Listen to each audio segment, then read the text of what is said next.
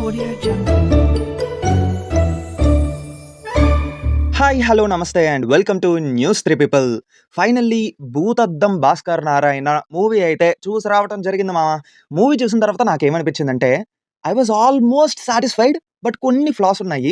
ఏంటి మామ ఆ ఫ్లాసు ఏమయ్యింది అని తెలుసుకోవాలంటే వీడియో ఎండ్ వరకు చూసేయాలి. మరి అంతకంటే ముందు మేక్ ష్యూర్ ఛానల్కి కొత్తగా ఎవరైనా వచ్చుంటుంటే వీడియో అయిపోయిన తర్వాత ఓసారి మా ఛానల్ విజిట్ చేయండి. నచ్చితే సబ్స్క్రైబ్ చేసుకొని సపోర్ట్ చేయండి. కింద ఫ్యాక్ట్స్ ఛానల్ లింక్ కూడా ఉంది, ఒకసారి దాన్ని విజిట్ చేసేయండి. నచ్చితే అది కూడా సబ్స్క్రైబ్ చేసుకొని సపోర్ట్ చేయండి. ఓకే, మూవీ చూసిన తర్వాత నా డీటెయిల్డ్ ఒపీనియన్ గురించి తెలుసుకోవాలంటే ముందుగా మూవీ యొక్క ప్లాట్ అయితే తెలుసుకుందాం. ఏంటంటే అడవిలోని తలలు లేకుండా కొన్ని డెడ్ బాడీస్ దొరుకుతూ ఉంటాయన్నమాట. ఒక్కటంటే ఒక్క క్లూ కూడా సరిగ్గా దొరకదు. డిటెక్టివ్ భూతద్దం భాస్కర్ నారాయణ కూడా ఈ కేసుని సాల్వ్ చేసేయాలని చెప్పేసి అనుకుంటాడు. బట్ ఏంటంటే అంత సీరియస్నెస్ చూపించడు అన్నమాట. కానీ తన లైఫ్లో జరిగిన ఒక సంఘటన వల్ల ఇంతకీ ఏంటా సంఘటన, ఎందుకని చెప్పి ఇలా డెడ్ బాడీస్ దొరుకుతూ ఉంటాయి, ఫైనల్గా కిల్లర్ ఎవడో దొరికాడా లేదా, ఇవన్నీ తెలుసుకోవాలంటే ఈ మూవీ చూడాలన్నమాట. First of all director Purushottama Raju గారిని ఒక విషయంలో మెచ్చుకోవాలి మామ. తీసుకున్న స్క్రిప్ట్ కానీ దానికి మైథాలజీ రెఫరెన్స్ని యాడ్ చేయడం కానీ అదొక డిటెక్టివ్ థ్రిల్లర్ టైప్లో ప్రజెంట్ చేయడం విషయంలో కానీ ఆయన ఆల్మోస్ట్ సక్సెస్ అయ్యారనే చెప్పాలి. మూవీలోని మెయిన్ ప్లాట్లోకి వెళ్ళడానికి ఎక్కువ టైం ఏం తీసుకోరు, కొంచెం త్వరగానే వెళ్ళిపోతారు. కాకపోతే ఫస్ట్ హాఫ్ ఏంటంటే నరేషన్ అనేది కాస్త ఫ్లాట్గా వెళ్తున్నట్టుగా ఉంటుందన్నమాట. పైగా ఏంటంటే మన భూతద్దం భాస్కర్ నారాయణ హైపర్ ఇంటెలిజెంట్ అన్నట్టు ప్రతిదీ చాలా ఈజీగా సాల్వ్ చేసేస్తూ ఉంటాడన్నమాట. ఏది మనకు అంత ఛాలెంజింగ్గా అనిపించదు ఎందుకో. But then it comes the pre interval sequence. Pre ఇంటర్వెల్లో ట్విస్ట్ రివీల్ అయిన తర్వాత అక్కడి నుంచి మనోడికి కొంచెం ఛాలెంజింగ్ ఎఫర్ట్స్ ఏవో తగిలాయి అన్నట్టుగానే ఉంటుంది. ఇంటర్వెల్ బ్లాక్ వరకు బాగానే ఉందన్నమాట. కానీ ఫస్ట్ హాఫ్తో పోల్చుకుంటే సెకండ్ హాఫ్ చాలా మటుకు బెటర్ ఉంది. సెకండ్ హాఫ్లో నరేషన్ కానీ స్క్రీన్ ప్లే కానీ అవైతే ఆల్మోస్ట్ ఎంగేజ్ చేయడానికి ట్రై చేశారన్నమాట. చాలా వరకు సెకండ్ హాఫ్ ఇంట్రెస్టింగ్గానే అనిపించింది.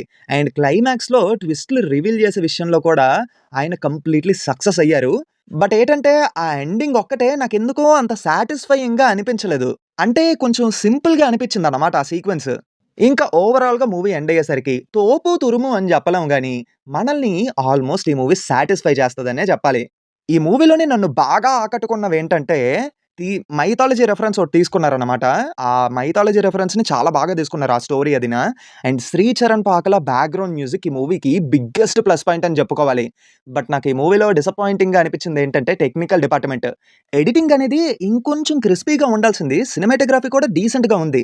కొన్ని పోర్షన్స్లోని లైట్గా ఆర్టిఫిషియల్ ఫీలింగ్ వచ్చిందన్నమాట మూవీ చూస్తున్నప్పుడు.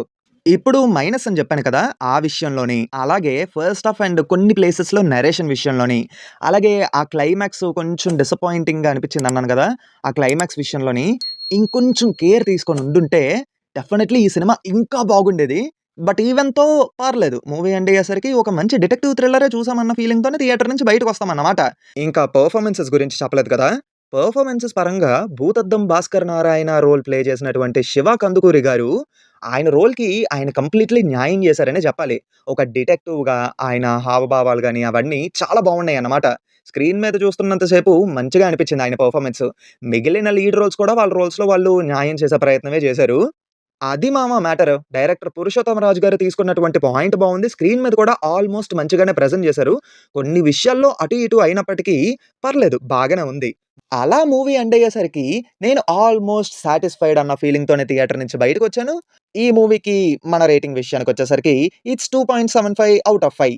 సరే, ఇప్పుడేంటి మామ ఈ సినిమా చూడొచ్చా అంటే మరీ సీట్ ఎడ్జ్డ్ థ్రిల్లర్ అని చెప్పను గానీ, ఒక కొత్త కాన్సెప్ట్‌తో వచ్చిన డీసెంట్ డిటెక్టివ్ థ్రిల్లర్ అన్న థాట్‌తో థియేటర్‌కి వెళ్తే మీకు ఈ సినిమా నచ్చే ఛాన్స్ అయితే ఉంది. రెగ్యులర్ ఆడియన్స్ కూడా ఈ సినిమా వాచబుల్ అనే అనిపిస్తది. నా సైడ్ నుంచి అయితే నేను సజెస్ట్ చేస్తాను, బట్ విత్ లిమిటెడ్ ఎక్స్‌పెక్టేషన్స్. అది దా మ్యాటర్. ఇంకేంటి, మీరు ఈ మూవీ చూసారా? మరి మీ ఒపీనియన్ ఏంటో కింద కామెంట్స్‌లో చెప్పండి. అలాగే మర్చిపోకుండా ఈ వీడియోని లైక్ చేసి, షేర్ చేసి మా ఛానల్‌ని సబ్స్క్రైబ్ చేసుకుంటారని కోరుకుంటూ ఈ వీడియోని ఇక్కడితో ముగిస్తున్నాను. మళ్ళీ కొత్త వీడియోతో మీ ముందుకు వస్తాను. Until then take care and bye by.